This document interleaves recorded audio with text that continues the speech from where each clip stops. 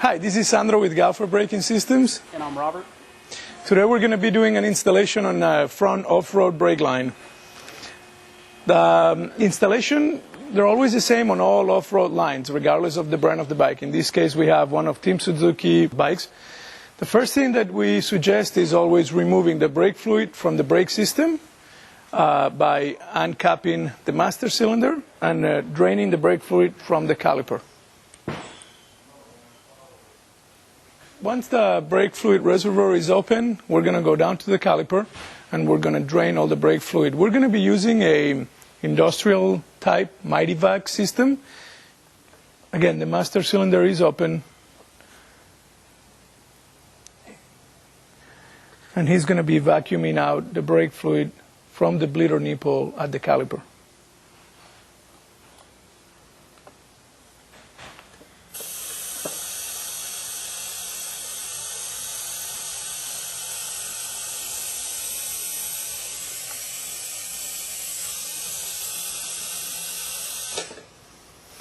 Once your hose shows you no more brake fluid coming out of it, means the system is already dry, and we can go ahead and remove the brake line. Do keep in mind how the brake line was actually installed on the bike, just in case you do have to get it back on for whatever reason. This is what you should be receiving from whomever you purchase a Galfer line. It's a steel-braided brake line. Sometimes they change on color. You have what it's called a stiffener section, the hard plastic area, and you have bolts and washers. Identify inside of the kit 2 bolts for sure, one for the caliper and one for the master cylinder. Galfer lines have a lifetime warranty, so if while you're installing these brake lines, the brake line, something happens to it, you cut some of it or something like that, the brake lines are always warranted for life. We're going to go ahead and get the hose installed now. This usually never happens, but if the Galfer brake line that you have received does not have the positioning of the fittings properly lined up, the fittings have a full 180 capability of rotating. You can do so by just simply putting something like a 10mm drill bit through the head of the fitting and grabbing the fitting with a channel lock right in here and turning the head. Or you can put the 10mm drill bit through the one side and going to the other side of the brake line, putting again another one or a pen, position the line like that and rotate. One hand will move this way and the other hand will move the other way. We're going to go ahead and install the brake line now. Master cylinder. Your kit has 2 bolts and 6 washers. You're only going to be using 4 of the washers. The way it works is you're going to have a banjo bolt, a washer, a fitting, another washer right on the other side, and then that whole system gets plugged directly onto the master cylinder.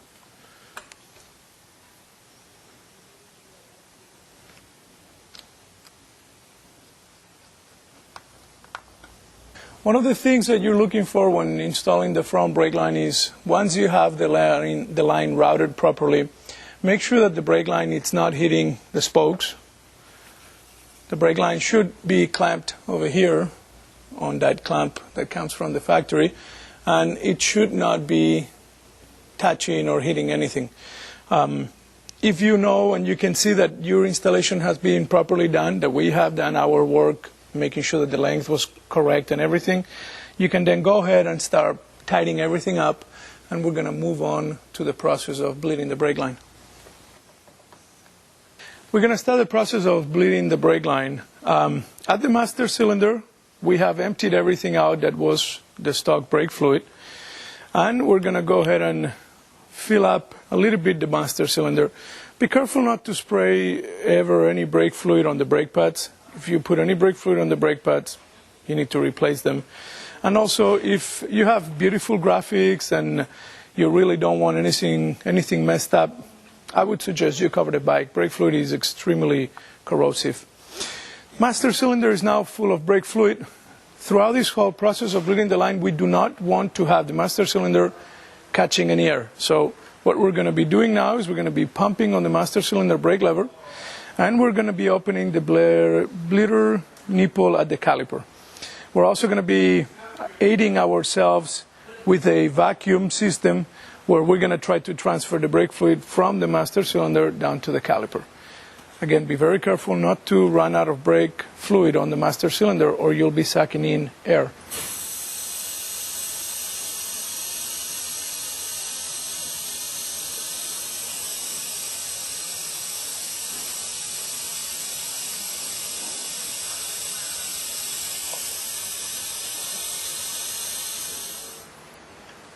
Once in a while, when we start the bleeding process, you'll realize right away that as you have transferred brake fluid down to the caliper, whether it's been with a mighty vac or syringe or whichever form you've used, the master cylinder will immediately start showing bubbles. One way to get rid of those bubbles right away and therefore allowing brake fluid to get into the system is by grabbing your brake lever and releasing it very rapidly.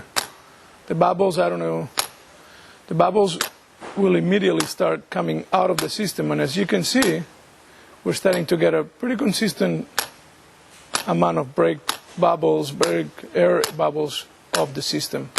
So as you're doing this with your brake lever, you're just letting the brake lever go out hard and brake fluid starting to pump back into the system and air coming out of it. The process we're going to be following now is we're going to pump the brake lever. You can pump it like 5 or 6 times. Then you're going to hold to the brake lever down. You're not going to release the brake lever, and whomever is helping you down at the caliper, they're going to open up the bleeder nipple at the caliper. Air is going to come out. They're going to close the bleeder nipple, and then you're going to be able to release the brake lever. So we're going to go ahead and start. 1, 2, 3, 4, 5, 6. Go ahead.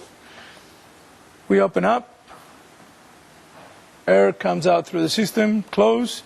Now we release the brake lever. 1, 2, 3. This is basically the process of bleeding a brake line. You're just constantly pumping, and what you're doing is you're removing the air from the system and getting it out through the caliper. Go ahead. Because you have a single brake line, in many cases it's very convenient to move the master cylinder, the handlebars positioning. Sometimes brake fluid might be trapped in here, and you move the handlebar a little bit and brake fluid comes up easier. Like right now, for example, our brake lever is almost rock solid already. Because as you're changing the pitch of how the pressure is going down to the caliper, you're also allowing for air to come out. Go ahead. In some instances, you might be working with a master cylinder that is a little bit worn out, not as new as obviously this one that we're working on. This one took almost no time. Another trick for you to get rid of the air on the system would be by holding the brake lever. You'd come up here to the banjo bolt and you'd crack the banjo bolt open, put a rag around it, crack it open. The brake lever comes all the way down, close the banjo bolt, and then release the brake lever. What you have just done is you've removed all the air that is concentrated here and that you haven't been able to get rid of through the top. If you encounter any problems as bleeding the brake lines and something that you perhaps have not heard us talk about here throughout the video, by all means contact us at galferusa.com or by calling us at our 800 tech line.